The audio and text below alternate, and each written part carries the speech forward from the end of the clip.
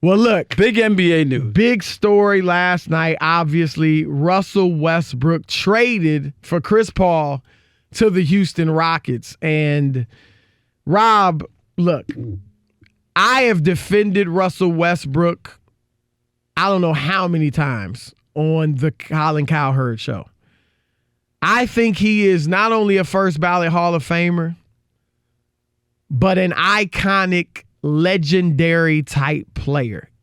Even though he doesn't have a championship, and I don't think will have a championship, he is that type of player. Allen Iverson doesn't have a championship.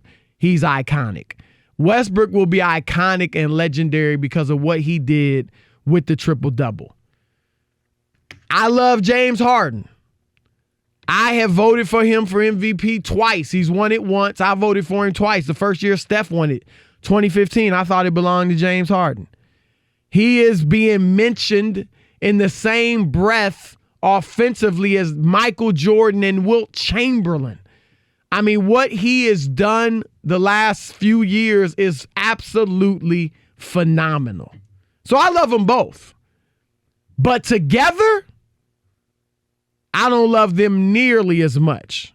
This will work to a degree. They'll make the playoffs. They'll be a little bit scary because of Russell's relentlessness and Harden's just skill and ability to do his thing. But there is no way, barring all types of injuries to the contenders ahead of them, that they're winning a championship.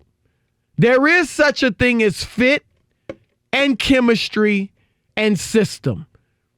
I bring to you Exhibit A, Golden State, 2015 and 16, when they were certainly the best team in 2015 and arguably the best team in 2016. And you look at Steph Curry, Klay Thompson, Draymond Green by themselves. Individually, they're not ultra talented.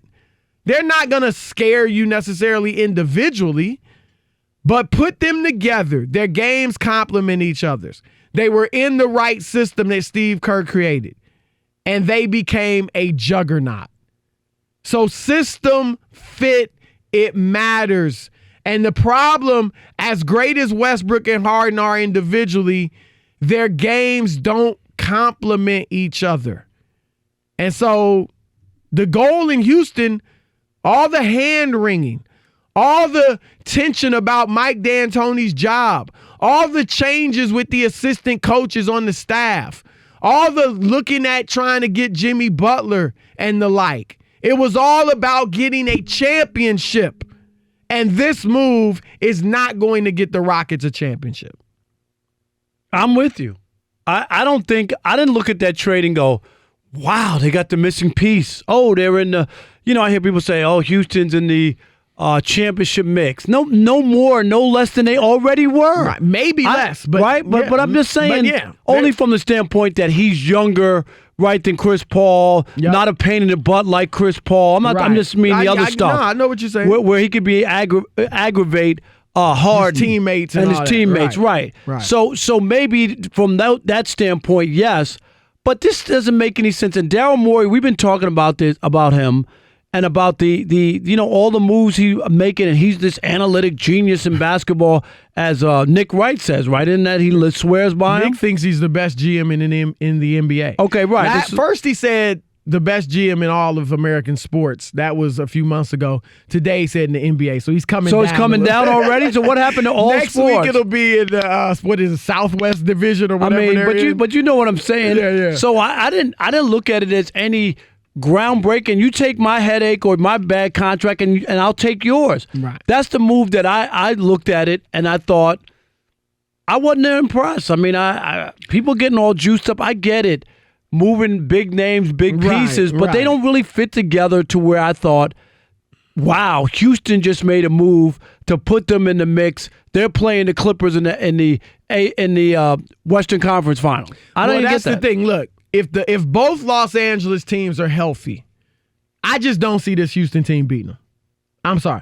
That's not and I think if Golden State is healthy, they beat them. Then there's Denver and Utah to deal with, and Portland to contend with. So I'm with you, Rob. And look, they got more explosive. They'll play faster. You know, they'll be sexy. They'll be must-see TV. I'm glad you said that because that is true. Sexier, no doubt about it. Yeah, no question. But we had doubts about Chris Paul and Harden working. And honestly, most people it did work pretty well. But most people did. When they first were put together, they were like, what? Right. Does this really work? But the reason it did work, and again, it did work. I mean, let's face it, 2 years ago, if Paul doesn't get hurt, maybe they have a championship. And this year they got beat by a really good Golden State team. Even without Kevin Durant, it was still a great team. And if you remember, Charles Barkley, that Golden State couldn't beat them once Durant went down, and they couldn't win a game. They didn't win the game he got hurt in or the next game, which could have forced a Game 7 at home, right? I will say this.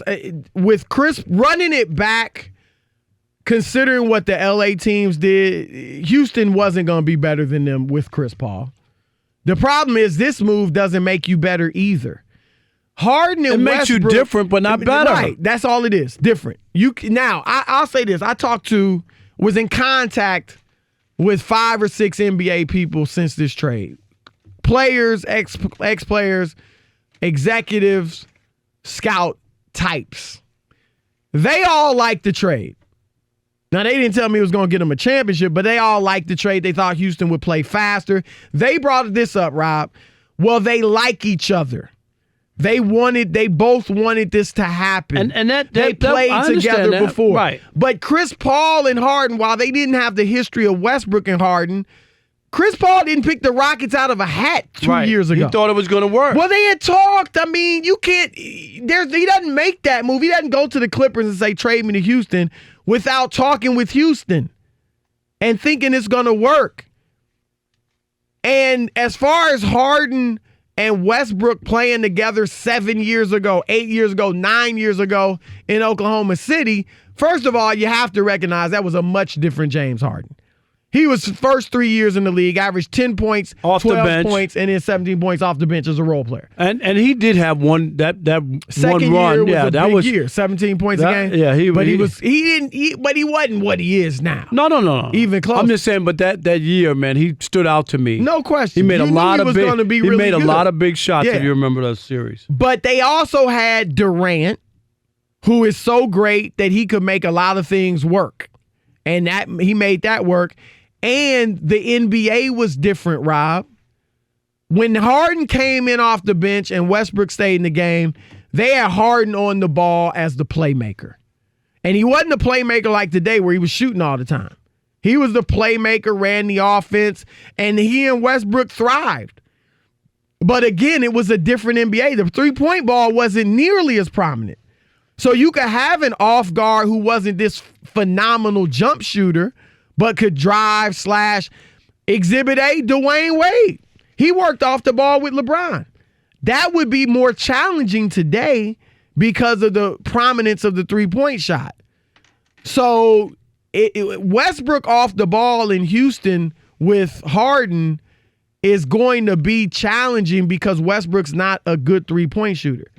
And they don't want mid-range shots. But that doesn't fit in with what they do. It doesn't at right, all. No. I'm trying to figure. I mean, that we've talked to Daryl Morey. It's now he's aggressive if he attacks the basket, so that's good, right? Yeah, look, they either want dunks or threes. Westbrook alone in D'Antoni's system would be very incredible because he's a downhill scorer. He'd be off the high pick and roll, surrounding with shooters, which he's never been in OKC. Give him all that space. He would be great. He's a willing passer and a good passer. But the problem is Harden's not going to be a spot-up shooter, nor should he. So D'Antoni's going to have to do some coaching. There are those that feel like D'Antoni needs to go. And look, I think he's a very good coach, but he's a one-trick pony. I said he's a Hall of Famer. But his track record to me, with the teams he's had, Chris, I mean, he just hasn't been able to get over the hump. And to me, that's the part that at some point, we go back to the teams in Phoenix. They used to win 60 games a year. Go back to those teams. And they were dynamic during the regular season, and they just couldn't get there.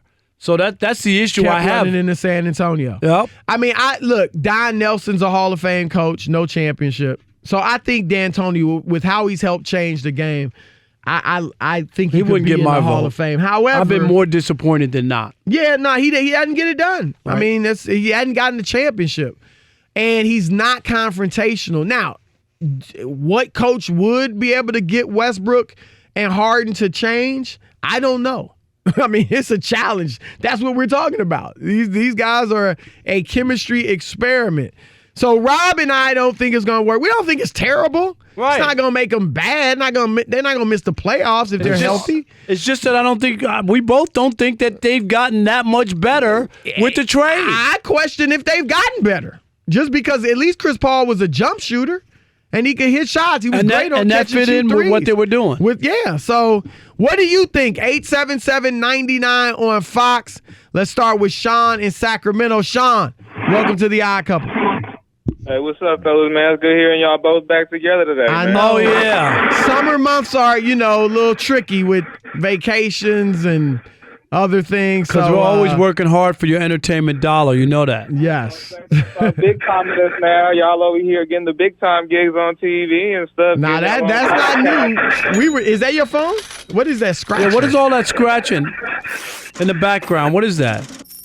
I'm sorry, I don't know what that is. Okay. All right, go ahead, Sean. Okay, so the point that I wanted to make was, I mean, some of the things that you guys are saying about the reason why the Rockets can't succeed, if you think about chemistry issues, so is every other team in the Western Conference. None of these other star players have played with each other before, whereas James and Russell have actually been on a team together. It's about fit, Sean. Do you see the same challenges to fit Paul George and Kawhi Leonard together?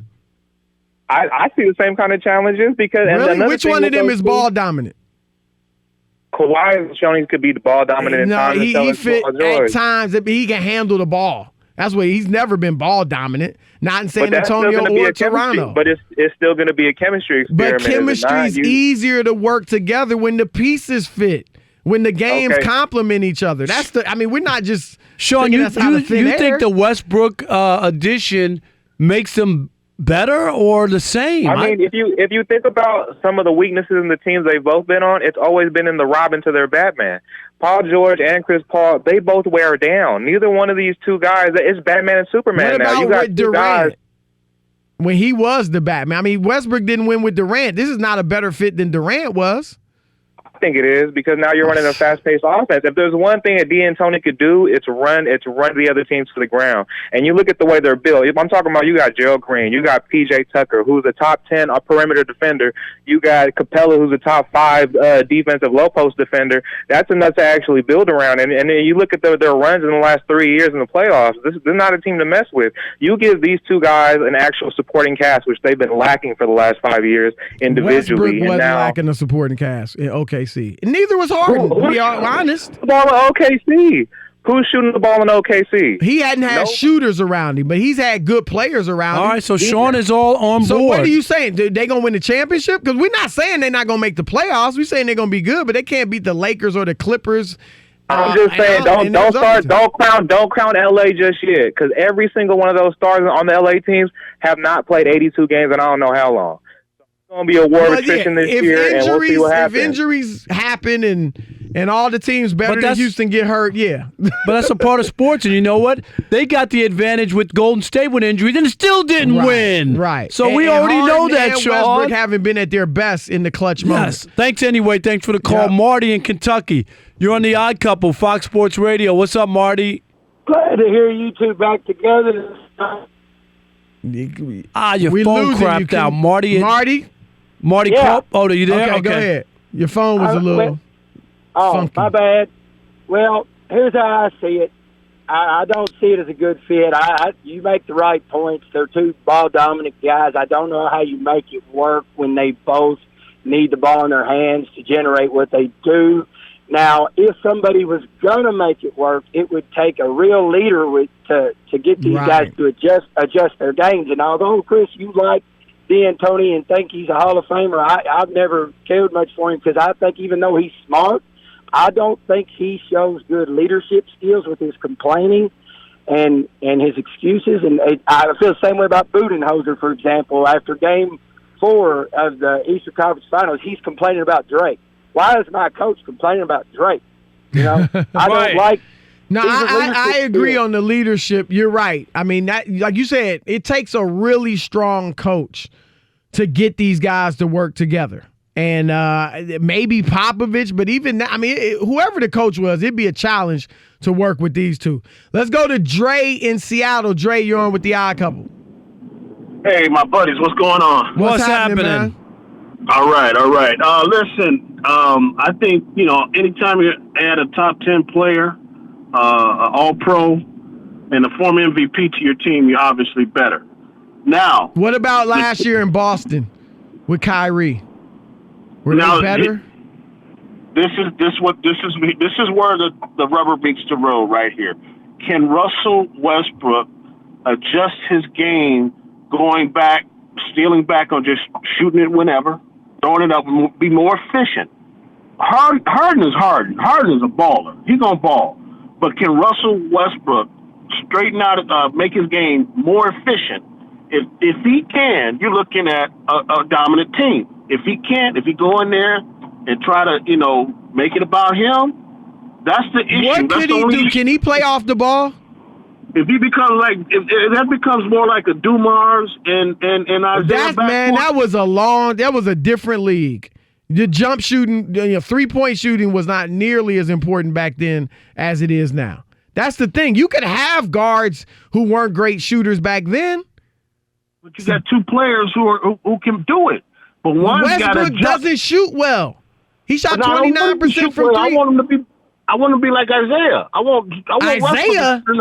Isaiah Thomas? I want Westbrook to be efficient. I want him to be efficient. That's not his game, man. Look, he's 11 years in. Right, you can't teach an old dog new tricks. That ain't happening. They're going to be good, but they're not the best. I can't see them winning a championship. They're going to be pretty good, but they got a lot of flaws. Let's go to Tommy in Colorado. Tommy, you're on with Chris and Rob. All right. Yeah. What's happening, Tommy? What's up with 116th Street and Broadway, man? Morningside Heights. Shout out to a fellow Colombian, brother. Nah, I know all about that.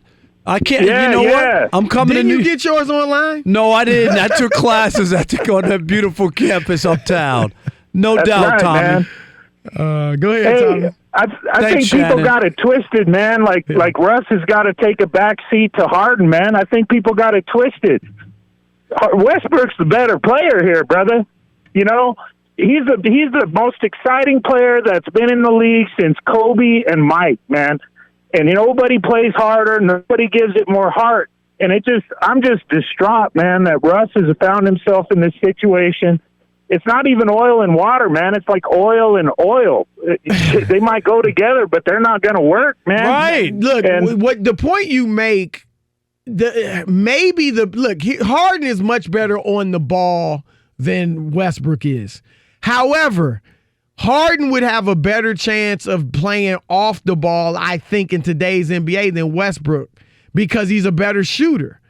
And so but Harden didn't change his game for Chris Paul one iota. And that was a problem. Right. Is he going to do it for Russ? I mean, that's his friend. That's his boy. You're not going to change what you've been doing in the success. He was an MVP a season ago. What? Right. Change what? For what? So let's go to Corey in Iowa. Corey, how you doing? What's up? How you guys doing tonight? Man, great. So what are your thoughts on the trade? Hey, let me tell you this. It's going to be, I'm a Rockets fan. It's going to work out. Here's why it's going to work out.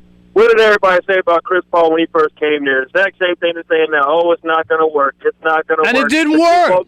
But both of them are ball dominant. I give you that. Yep. Okay, but what happened? They found a way to work it out, right? But what enabled it, Corey? You have to admit, one of the things that enabled it to work, keep Corey on, was Paul's jump shooting. He is a great catch and shoot. He shot 43% on catch and shoot threes last year. That's great. Chris, let me ask you this one, though. Okay, let me tell you this one. Okay, so it won't work out.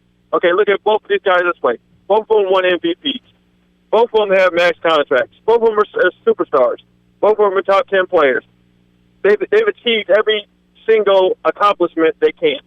Now they're working together as a team to get a championship. That's the only thing they're both missing that they both need. I think Harden can go to the 2 because he can play the 2. Ooh. I think Russell will play the 1, And I know Harden been playing the one since D'Antoni's been there. But Harden can take anybody off the dribble. He can still shoot. You have Gordon on the other end. You're not going to need, as long as Russell can still hit that mid-range jump shot, if he keeps it back consistent with that. I know he took a step back last year. I was going to say, I hope you acknowledge that, Corey, that his mid-range jump shot was not good last year. He didn't shoot well at all. I'll give you, Corey, look, if all that happens, yeah, that'd be nice. Harden gets off the ball, and is he giving up the ball, though? I mean, look at it this way. I agree. They've won everything individually they could win. And so you're right. They should just say, look, let's get a championship no matter what. I'm just not confident that they're going to adjust enough to do that. And that's going to come to see. We'll see that in time, when time tells. But like I said, I think with them being friends and them being cool, I think Harden will trust, more than he trusted really Chris Paul, off the ball. All right, we'll see. Let's go to Steve in Atlanta. Steve, you're on with the Odd Couple. Hey, man, this is all about James Harden adjusting his game for the betterment of the team. Chris Paul tried to get him to do that, to push him to do that. He has to make the adjustment and get off the ball a little bit and allow Russ to take the team. Pull Chris Paul, tell him to blame, when you talk to him, Chris, tell him to blame David Stern when he did not allow that trade for him to go to the Lakers 10 years ago.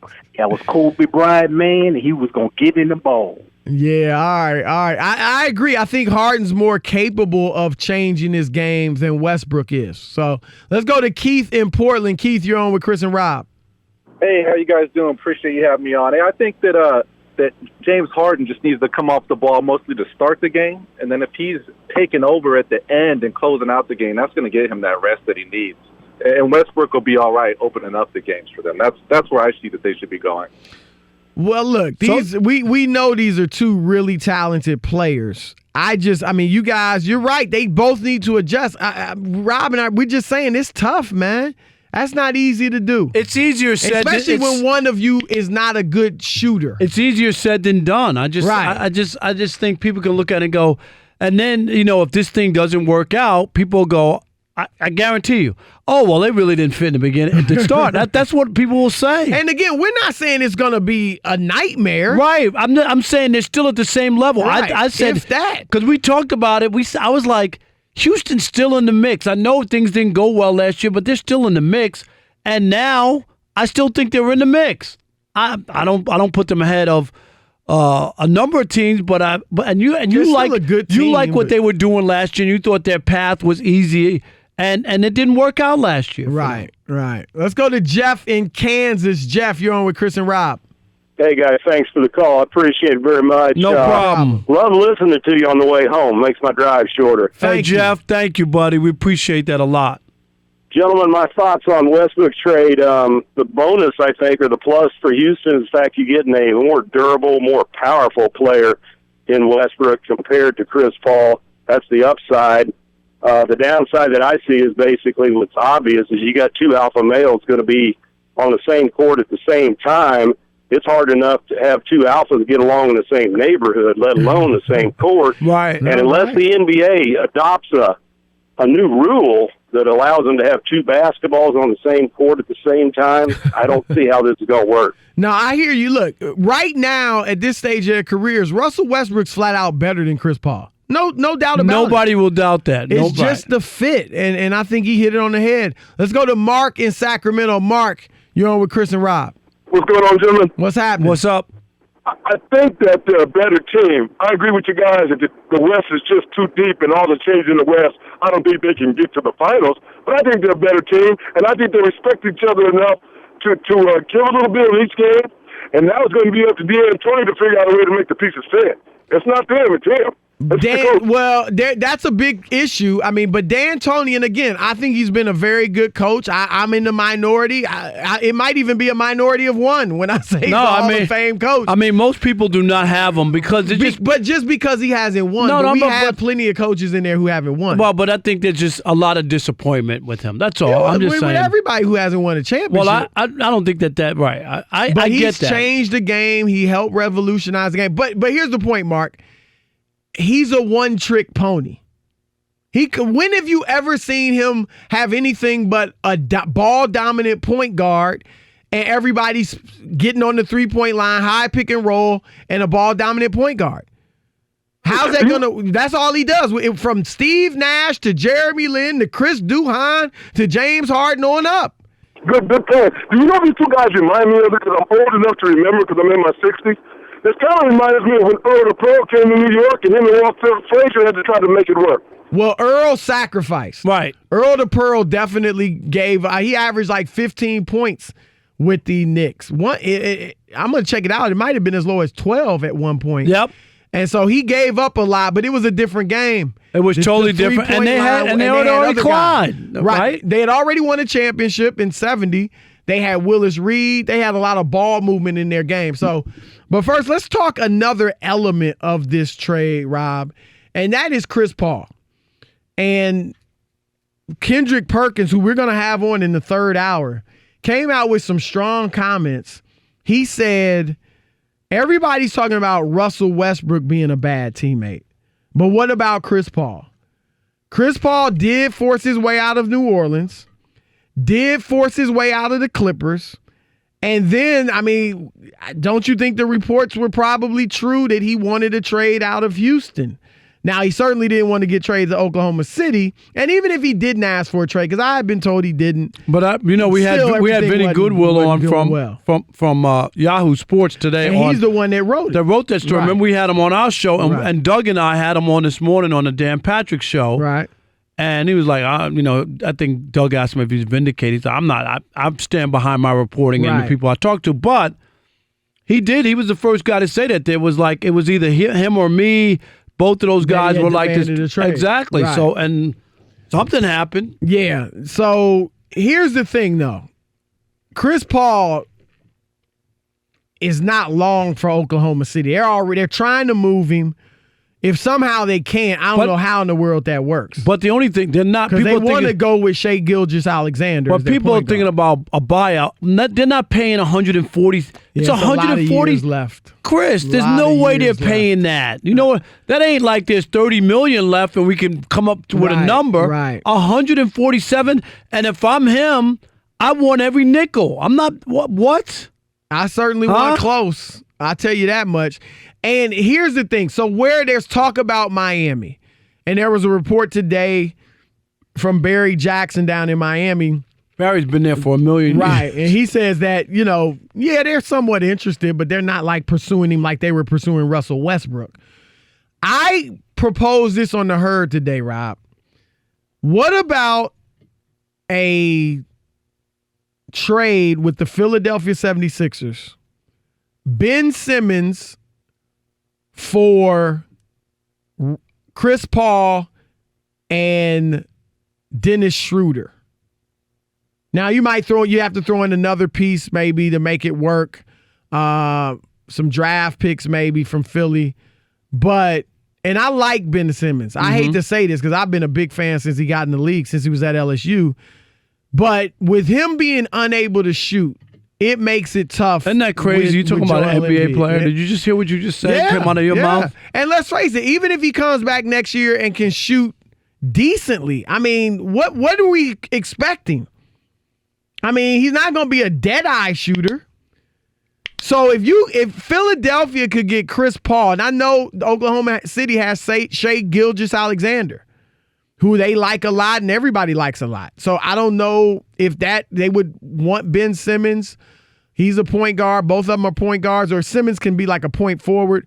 But in Philadelphia, Chris Paul, Josh Richardson, who can shoot and is athletic, Tobias Harris, Al Horford, Joel Embiid. I think that's a team that has a chance to win the Eastern Conference title.